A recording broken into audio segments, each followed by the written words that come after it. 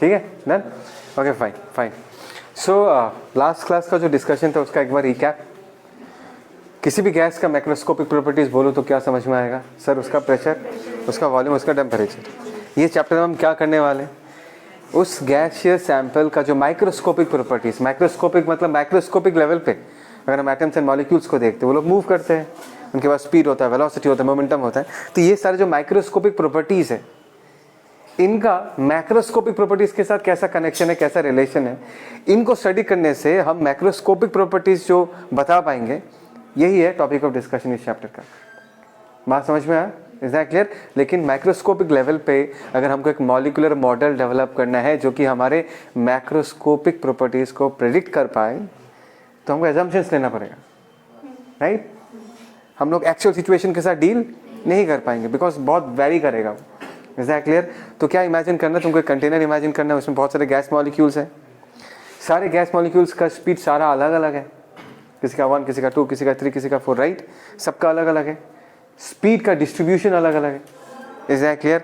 मैंने 3 speeds define किया था because whenever you want to deal with the motion of gaseous molecules, तो motion को express करने के लिए एवरेज वेलोसिटी काम का नहीं होता, राइट? बिकॉज मैंने कहा था कि as because all the velocities are randomly arranged, उसका वेक्टर एडिशन करूंगा तो 0 आ जाएगा। तो हम स्पीड निकाल देते हैं, एवरेज स्पीड। और एक हम RMS करते हैं। RMS क्यों करते हैं? वो भी एक एवरेज ही है, in order to negate the effect of negative. Because average निकालने से क्या होता है, राइट की तरफ एक V है तो लेफ्ट की तरफ भी एक V मिल जाता है, सो दे कैंसिल आउट, राइट? तो हम स्क्वायर कर देंगे तो क्या हो जाएगा, सारा पॉजिटिव बन जाएगा। उसका मीन निकाला, फिर रूट ओवर डाल दिया, तो स्क्वायर करने का इफेक्ट को रूट ओवर वाला इफेक्ट कैंसिल आउट कर देगा। So that is the reason हम RMS करते हैं, जहाँ पर नेगेटिविटी का इफेक्ट जो है वो हम क्या कर देते हैं, हटा देते हैं। एग्जैक्टली प्लस माइनस होने वाला जो कंडीशन था। तो इस तरीके से हम पार्टिकल्स के मोशन को क्या करते हैं, रिप्लेस करते हैं, स्टडी करते हैं, एक्सप्रेस करते हैं, ठीक है? उसके बाद एजम्पशंस क्या थे? सबसे पहला एजम्पशन ये था कि गैसियस मॉलिक्यूल्स के बीच कोई इंटरमॉलिकुलर फोर्सेस नहीं है, ग्रेविटेशनल फोर्सेस नहीं है, सारे को हम पॉइंट पार्टिकल्स मानेंगे, सारे इतने छोटे कि उनका अगर मैं सेल्फ वॉल्यूम कैलकुलेट करता हूँ वो बहुत ही नेग्लिजिबल होगा। किसके रिस्पेक्ट में नेग्लिजिबल होगा? As compare to the volume they occupy, because कितना वॉल्यूम ऑक्युपाई करता है वो। तुमने उसको जिस कंटेनर में डाला, उस कंटेनर का पूरा volume is actually the volume occupied by the gas. जैसा घर दोगे पूरा का पूरा ऑक्युपाई कर लेगा, और उस वॉल्यूम के रिस्पेक्ट में सारे एटम्स एंड मॉलिक्यूल्स का जो सेल्फ वॉल्यूम होगा, सेल्फ मतलब पहले वाले का वॉल्यूम प्लस दूसरे वाले का वॉल्यूम प्लस तीसरे वाले का वॉल्यूम, राइट? वो सेल्फ वॉल्यूम क्या होगा, negligible. As because all this molecules, all this atoms are moving very fast, they will collide with each other, they will collide with the walls of the container. अगर वो जाके walls के साथ टकराएगा, force exert करेगा, वही force pressure create करता है, right? लेकिन यहाँ पर हमने सारी मॉलिक्यूल्स को पॉइंट साइज माना, रिजिड माना, और ये माना कि सारा कोलिशंस क्या होगा, इलास्टिक कोलिशंस होगा। There is no loss of energy, क्योंकि मॉलिकुलर लेवल पे डिफॉर्मेशन नहीं हो सकता, एटॉमिक लेवल पे एटम्स डिफॉर्म नहीं हो सकता। अगर डिफॉर्म नहीं हो रहा मतलब kinetic energy is not wasted, it is not lost, kinetic energy is conserved, which means it will be a case of elastic collision, right? Almost यही सब था एजम्पशंस, राइट? तो आज हम सबसे पहले प्रेशर को डिकोड करेंगे। मैंने कहा था कि सारा macroscopic properties is actually result of the motion of the particles. तो हम ये देखेंगे कि प्रेशर जो कि एक मैक्रोस्कोपिक प्रॉपर्टी है, वो किस तरीके से मैक्रोस्कोपिक प्रॉपर्टी पे डिपेंड करता है। एक रिलेशन निकालेंगे जहाँ पर लेफ्ट हैंड साइड में प्रेशर होगा जो कि मैक्रोस्कोपिक प्रॉपर्टी होगा, एंड राइट हैंड साइड में एक एक्सप्रेशन होगा जहाँ पर माइक्रोस्कोपिक वैल्यूज हमको देखेंगे, माइक्रोस्कोपिक लेवल के वैल्यूज हमको देखेंगे। Is that clear? तो देखो मैं फिर से कह रहा हूँ, बहुत ही आइडियलाइज स्टेट है। आइडियलाइज समझ में आता है, सिंप्लीफाइड मॉडल है। Is that clear? तो कहानी स्टार्ट करते हैं हम एक पर्टिकुलर गैस मॉलिक्यूल से। सर एक ही है क्या? नहीं, एक नहीं है, एन मॉलिक्यूल्स ऑफ गैसेस, लेकिन हम ऑब्जर्व किसको कर रहे हैं? एक मॉलिक्यूल को देख, ठीक है? उसका वेलोसिटी भी कुछ इस तरीके से है। तो इसी वेलोसिटी को हम 3 कंपोनेंट्स में तोड़ सकते हैं, Vx, Vy, Vz।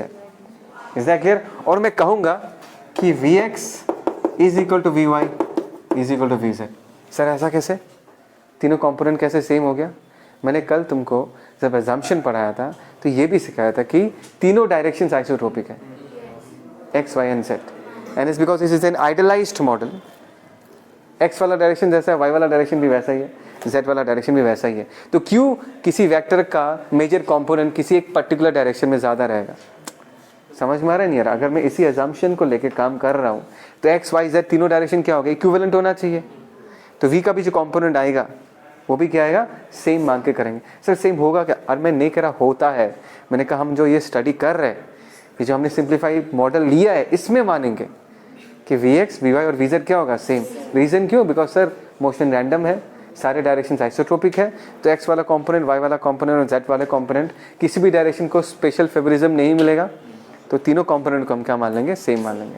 Is that clear? तो क्या तुम मुझे ये कह सकते हो कि वी एक्स या वी वाई या वी जेड का value in terms of V तो पापा है, V X V Y V Z बच्चे हैं, राइट, कंपोनेंट्स, तो वी के टर्म्स में वी एक्स वी वाई या वी जेड का वैल्यू कितना होगा, वी बाई 3। सबको मारूंगा पकड़ के, वेक्टर है, स्केलर नहीं है। तुमको क्या लग रहा है, V X plus V Y plus V Z is V और व्हाट? तुमको क्या लगता है, V X plus V Y plus V Z V होता है क्या? सारे वेक्टर्स है, V is the resultant of V X V Y and V Z vector. हाँ, V X square plus V Y square plus V Z square, है ना।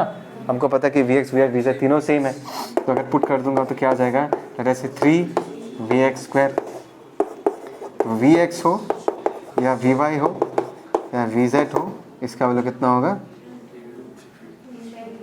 We by root 3। ये गलती नहीं करना, बहुत लोग वी बाई 3 लिख देते हैं। भाई वेक्टर है यार, स्केलर जैसा कैसे ट्रीट करोगे?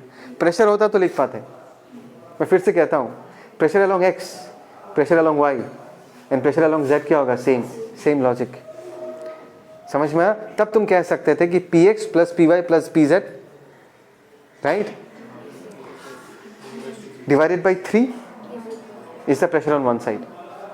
मैं आऊँगा, लोड मतलब अभी बताना नहीं चाहिए था, सॉरी, आगे जाके बताऊँगा। फिलहाल ये समझ में ही नहीं आया, कंफ्यूज हो जाओगे तुम लोग। ये क्लियर है ना? यहाँ तक ही जो बोला अभी डिलीट, ठीक है, ये वाला, ठीक है। So this is the velocity. Sir ये क्या, ये घर है, क्योंकि गैसियस मॉलिक्यूल्स को हमको रोक के रखना पड़ेगा ना किसी कंटेनर के अंदर, तो ये हो गया गैसियस मॉलिक्यूल्स का घर, दैट इज कंटेनर। तो मैंने क्यूब माना है, क्यों सर? ताकि सिचुएशन सिंपल रहे, A side A side A side. Is that clear? Correct. हम क्या निकालना चाहते हैं, हम ये निकालना चाहते हैं कि किसी एक साइड में प्रेशर कितना होगा, किसी एक फेस में कितना प्रेशर एक्सर्ट हो रहा है, वो निकालना है। Is that clear? और बात को समझो, all the faces are equivalent, तो चाहे मैं इस फेस में प्रेशर निकालूं या उसमें निकालूं, इसमें निकालूं या किसी में भी निकालूं, आंसर क्या आने वाला है, सेम। तो हम किसी एक के लिए निकालेंगे और बाकियों के लिए वही होगा। Is that clear? तो कहानी फिर से कैसे स्टार्ट होता है, देखो, दिस इज एक्स, तो इस पर्टिकुलर सरफेस पे पार्टिकल आकर जाके कोलाइड करता है, बिकॉज मैंने समझाया था कि प्रेशर कैसे एक्सर्ट होता है। पार्टिकल्स के पास वेलोसिटी होता है, राइट, उस वेलोसिटी से के साथ जाके वो वॉल के साथ टकराता है, इलास्टिक कोलिशन है, तो ट्वाइस mv का मोमेंटम चेंज होता है, फोर्स लगता है, प्रेशर आता है। Is that clear? तो अभी अगर ये जो प्लेन है, this plane is actually located in the YZ plane, ये वाला सरफेस, राइट, तो इसके तरफ पार्टिकल जिस वेलोसिटी से जाएगा वो Vx होगा, because this velocity, this component is along the x axis. Is that clear? तो ये हो गया हमारा पार्टिकल m मास का, सिंगल मॉलिक्यूल का बात कर रहा हूँ। इसके पास स्पीड कितना है, Vx, ये जाएगा, इसके साथ टकराएगा और Vx से रिटर्न आएगा, but in the opposite direction. So there is a good change in momentum, पहले भी बताया था, राइट? ओके, फॉर एक मॉलिक्यूल का अगर बात करूँ, can I say change in momentum in this case is equal to 2m Vx। दिखाई दे रहा हूँ? बढ़िया। Can I say that change in momentum in this case is twice m Vx? Do you agree with this? Vx लेके जाता है, उस wall के साथ टकराता है, फिर Vx से रिटर्न आता है। If this is minus Vx, this is plus Vx, change in momentum minus minus plus हो जाएगा। पहले भी बताया था, ट्वाइस m Vx हो गया, right? Is that clear? Okay, तो कैन यू टेल मी कि एक बार टकराने के बाद ये, okay, let's take the example of this room, this is the wall, पहला पार्टिकल जाकर टकराया है उसको, उस पार्टिकल को अगर फिर से इसके साथ टकराना है तो कितना टाइम लगेगा? वहाँ से निकलेगा, टकराने के बाद निकलेगा, फिर आएगा, यहाँ पर टकराएगा, कितना डिस्टेंस ट्रेवल किया, L डिस्टेंस, राइट, यहाँ पर टकराएगा, फिर से स्पीड Vx ऐसा चेंज होगा, फिर क्या करेगा, फिर वो रिटर्न जाएगा, L डिस्टेंस कवर किया, मतलब टोटल में L plus L 2L distance cover किया, फिर जाकर और एक बार कोलाइड करेगा। दैट मीन्स हर एक कोलिशन होने के लिए कितना टाइम चाहिए होता है? Time is distance by velocity, 12 by V X. समझ में आया? मतलब 12 बाई वी एक्स टाइम के बाद एक कोलिशन होता है। समझ में आया? हर 12 बाई वी एक्स टाइम के बाद एक कोलिशन होता है। Do you agree with this? Okay.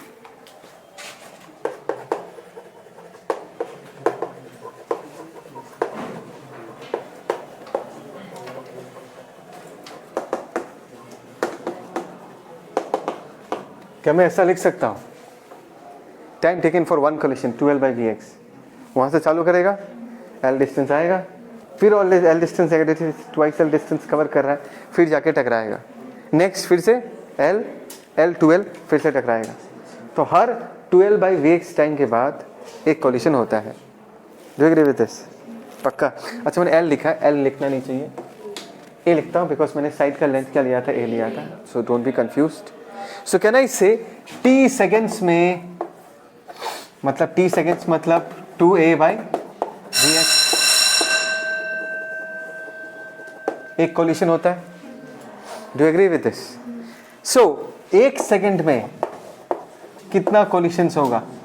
1 divided by 2a by V X, number of collisions in 1 second. Do you agree with this?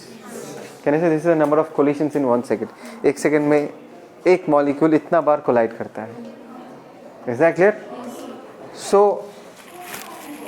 ऐसे कितने सारे मॉलिक्यूल्स हैं? n number of molecules. उस फैक्टर को हम बाद में लेंगे। एक मॉलिक्यूल का एक बार कोलिशन से इतना मोमेंटम चेंज होता है, राइट? तो एक सेकेंड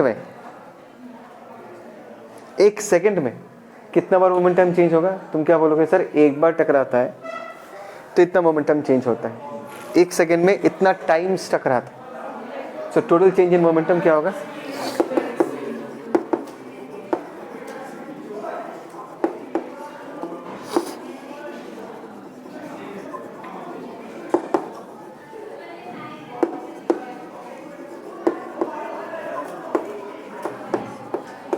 समझ में आया मैंने क्या लिखा? Total change in momentum for one molecule in 1 second, right? Sir एक बार टकराता है तो ट्वाइस एम वी एक्स का मोमेंटम चेंज होता है, और एक सेकेंड में कितना बार टकराता है?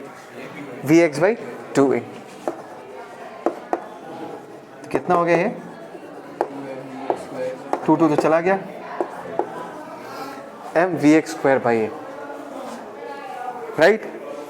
Is that clear? कोई डाउट यहाँ तक? पक्का? सो फोर्स हो गया ना? ओके, वन मोर टाइम, इधर सुनो। फोर्स बाय वन मॉलिक्यूल का एक्सप्रेशन क्या होता है? M V X square by A. एक जनरल एक्सप्रेशन है। बात को समझो कि तुम्हारे कंटेनर में n नंबर ऑफ मॉलिक्यूल्स हैं, सब रैंडमली मूव कर रहे हैं, सब कोलाइड कर रहे हैं। हर कोलिशन के बाद सबका स्पीड क्या हो जाएगा? बदल जाएगा, सबका स्पीड अलग होगा। मैंने कहा था कि स्पीड का डिस्ट्रीब्यूशन मैटर करता है। ऐसे केस में तुम मुझे कभी नहीं पूछ पाओगे सर कि गैस मॉलिक्यूल्स का स्पीड क्या है, बोलना पॉसिबल ही नहीं है, बिकॉज n मॉलिक्यूल्स जितने सारे हैं गैस में, सबका स्पीड क्या है? अलग अलग है। So what is the correct question that can be asked? Sir इस ग्रुप में स्पीड का डिस्ट्रीब्यूशन कैसा है? मतलब 1 मीटर पर सेकंड कितने पार्टिकल्स के पास है फॉर एग्जांपल, या 2 मीटर पर सेकंड वाले कितने सारे पार्टिकल्स हैं, 3 मीटर पर सेकंड वाले कितने सारे पार्टिकल्स हैं, राइट? और हमने क्या बोला था, हमने क्या डिस्कस किया था कि ऐसे अगर कंडीशंस के साथ हमको डील करना है तो हमको एवरेज डिफाइन करना पड़ेगा ही। एक तो वी एवरेज, नॉर्मल एवरेज जो हम जानते ही है, एक RMS किया था। RMS क्यों किया था? ताकि प्लस माइनस के इफेक्ट को हम काउंटर कर पाए। Is that clear? ओके, तो ये जो एक्सप्रेशन है, this is the expression let us से फॉर एक जनरल मॉलिक्यूल इतना फोर्स एक्सर्ट करता है। अभी अगर तुमको टोटल फोर्स निकालना, टोटल फोर्स निकालने के लिए तुमको पूरे के पूरे n मॉलिक्यूल्स का कंट्रीब्यूशन देखना पड़ेगा। और हमने माना कि पहले पार्टिकल का x कंपोनेंट का वेलोसिटी कितना है? vx1, दूसरे वाले का vx2, nth वाले का vxn, राइट? तो टोटल फोर्स निकालने के लिए हमने क्या किया? ध्यान से देखो, m बाई a को कॉमन ले लिया। पहले वाले का कितना है? vx1 square, vx2 square till vxn square. Is that clear?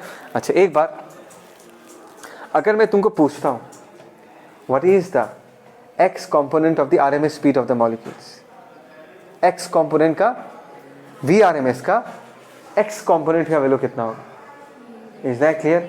बात समझ में आया? तो हमको क्या करना है, पहले सारे पार्टिकल्स के एक्स कंपोनेंट को देखना है। पहले वाले का कितना है Vx1, दूसरे वाले का कितना है Vx2, तीसरे वाले का Vx3, लास्ट वाले का nth वाले का Vxn। तो सारे एक्स कंपोनेंट का अगर RMS निकालना है तो मैंने क्या बोला था कि RMS को उल्टा पढ़ना, रूट मीन स्क्वायर। सबसे पहले हम स्क्वायर करेंगे, तो पहले वाले का एक्स कंपोनेंट को स्क्वायर कर दिया, दूसरे वाले स्पीड के एक्स कंपोनेंट को स्क्वायर कर दिया, nth वाले पार्टिकल के एक्स कंपोनेंट के स्पीड को हमने क्या कर दिया, स्क्वायर कर दिया। रूट मीन स्क्वायर, स्क्वायर हो गया, फिर मीन लेना है तो डिवाइडेड बाय n, फिर हमने रूट ले लिया। तो ये क्या निकला, जो भी RMS स्पीड है उसका एक्स कंपोनेंट निकला, जिसको हम अगर हमको यहाँ से Vx1 square Vx2 square plus plus Vxn square चाहिए, क्यों चाहिए मैंने तुमको दिखा, यहाँ पर है ये चीज़। तो इसको हम कैसे लिख सकते हैं, ऐसे लिख सकते हैं। Do agree with this? पक्का? तो यहाँ पर तो फोर्स अलोंग एक्स डायरेक्शन, जो total force along X direction, वहाँ पर हम क्या लिख सकते हैं, ध्यान से देखना, that is m by a, और यहाँ पर क्या आ जाएगा, yes n into V RMS का एक्स कंपोनेंट का स्क्वायर। बात समझ में आया? Is that clear? और एक बात भी तुमको समझना है कि वी RMS का एक्स कंपोनेंट का स्क्वायर प्लस वी RMS का वाई कंपोनेंट का स्क्वायर प्लस वी RMS का z कंपोनेंट का square is equal to V RMS the whole square. अरे कुछ नहीं है भाई, vector addition, right? v equal to root over of a square plus b square plus c square. Is that clear? क्योंकि ये आगे जाके हम यूज़ करेंगे। बोलो समझ में आया नहीं आया? पक्का, राइट? फिर से मैंने जो बोला था फिर से रिपीट करूँगा कि x के लिए हमने जैसा काम किया है y के लिए भी वैसा ही होगा, z के लिए भी वैसा ही होगा। So if I talk about net force, अच्छा एक काम करते, फोर्स तो निकाल दिया, प्रेशर निकाल लेते एक बार। प्रेशर अलोंग x, ये कितना होगा, m बाई एरिया से डिवाइड कर देंगे, बिकॉज इस सरफेस पे अगर हमको प्रेशर निकालना है तो हमको इसका एरिया से डिवाइड करना है, और इसका एरिया कितना हो जाएगा a स्क्वायर। तो यहाँ पर कितना आ जाएगा, m a cube into n, और यहाँ पर क्या होगा, v RMS x कंपोनेंट का square, right? Similarly what is the pressure along y direction, m n divided by what, a cube v RMS y component का स्क्वायर। तुमको समझ में आ रहा है ना हम कहाँ जा रहे हैं? हमने जो पहले किया था फिर से वही करने वाला है, लेकिन सिर्फ RMS इंट्रोड्यूस कर दिया इस बार मैंने। And what is the pressure along z direction, m n divided by what, a cube v RMS z component का स्क्वायर। बोलो समझ में आया नहीं यार? पक्का? इसको मिटा देता हूँ, ये नहीं चाहिए और ये वाला डायग्राम, ठीक है?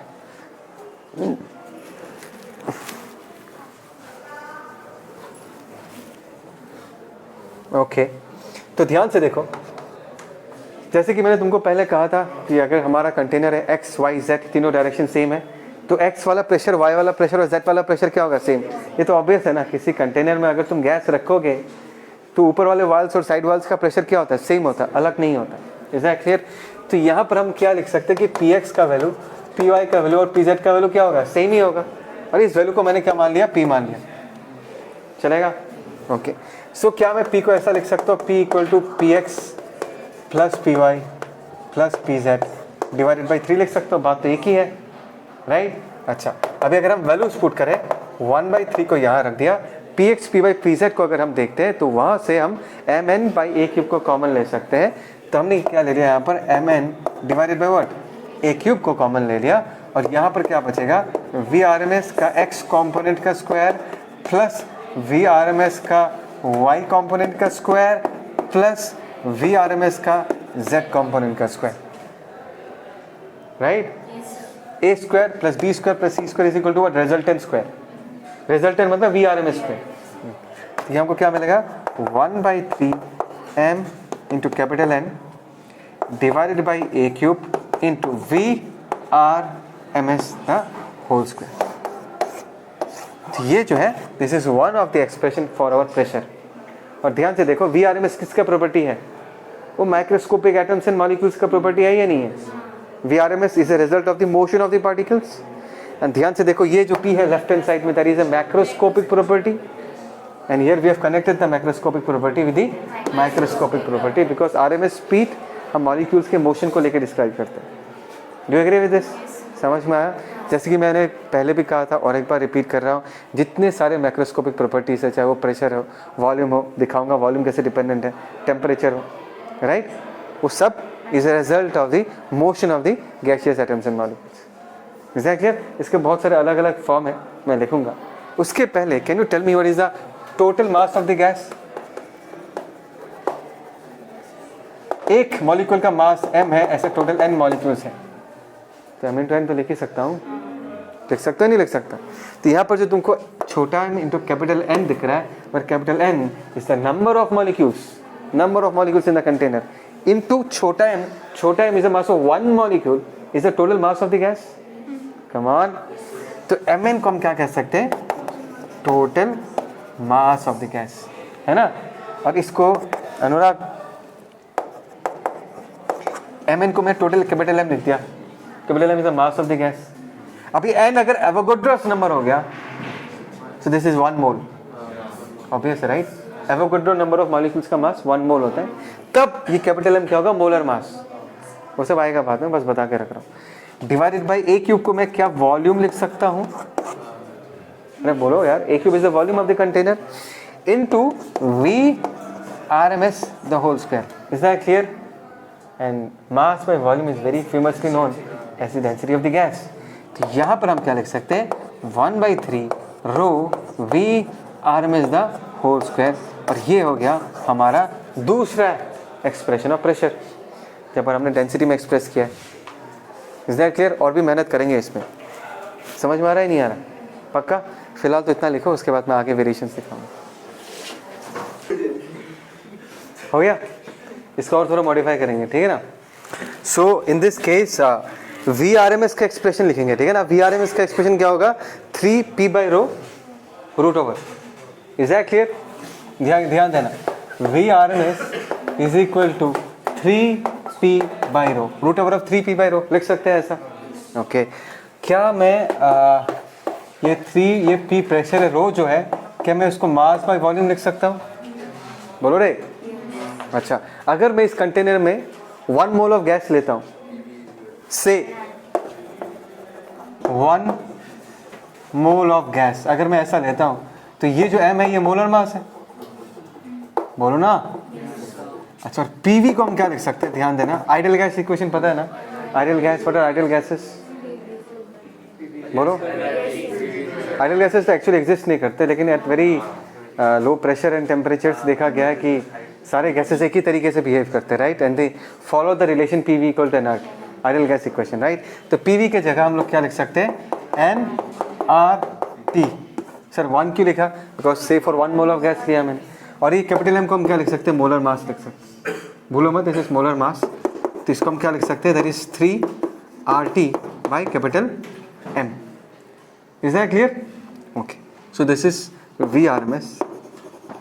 और ध्यान से देखो, यहाँ से मैं एक चीज़ कंक्लूड करना चाहूँगा, यहाँ पर अगर कोई फैक्टर चेंज होगा वो सिर्फ टेम्परेचर है, बिकॉज मोलर मास गैस का कांस्टेंट रहेगा, 3R तो कांस्टेंट है। R इज द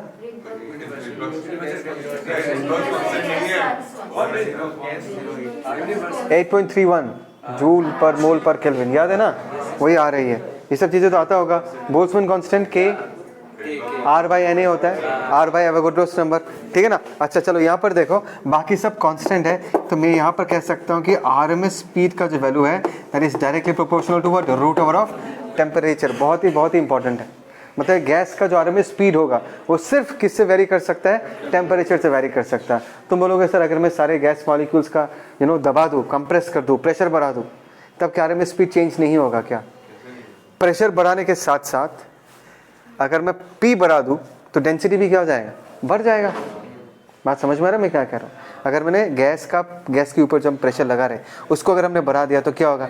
वो वॉल्यूम डिक्रीज हो जाएगा उसका, तो डेंसिटी क्या हो जाएगा? बढ़ जाएगा।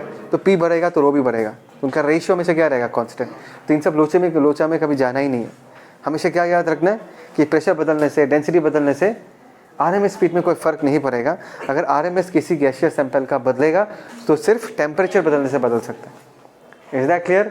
पक्का? अच्छा, इसी एक्सप्रेशन को लिखने का और एक तरीका है, ध्यान देना, 3RT m is the molar mass, right? What is molar mass? Mass of 1 mole of gas. एक मोल में कितने सारे मॉलिक्यूल्स होते हैं? Na. If I say छोटा m, क्या बोला मैंने? अगर मैंने कहा कि छोटा m is the mass of 1 molecule, तो मोलर मास का वैल्यू कितना होगा? m into Na. किसी को तो कोई डाउट नहीं होना चाहिए। फिर से याद रखना है, m जो है मास ऑफ 1 मॉलिक्यूल है ना। तो इसको हम क्या लिख सकते हैं, ध्यान देना, यहाँ पर R by Na, इसको हम बोल्ट्जमैन कांस्टेंट बोलते हैं, K equal to R by Na। तो यहाँ पर हम क्या लिख देंगे, R by Na की जगह K लिख दिया, that is 3kT by m। यहाँ पर जो छोटा m है that is what, that is mass of 1 molecule. और अगर हम R लिखते हैं उसमें जो m होता है वो क्या होता है, molar mass.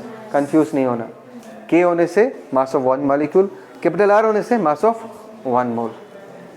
Is that clear? तो ये जो है प्रेशर के अलग अलग एक्सप्रेशंस हैं। तो फिर से प्रेशर का तो एक्सप्रेशन लिख दिया, आरएमएस का अलग अलग एक्सप्रेशन है। आरएमएस का पहला एक्सप्रेशन क्या है, root over of 3 P by rho. उसके बाद हम क्या लिख सकते हैं, 3 RT by capital M, that is molar mass. उसके बाद क्या लिख सकते हैं, 3 KT बाई छोटा m, that is mass of 1 molecule. Is that clear? Pressure का तो ये एक्सप्रेशन है, P equal to 1/3 rho VRMS the whole square. कोई डाउट यहाँ तक? पक्का? चलो पॉज करना।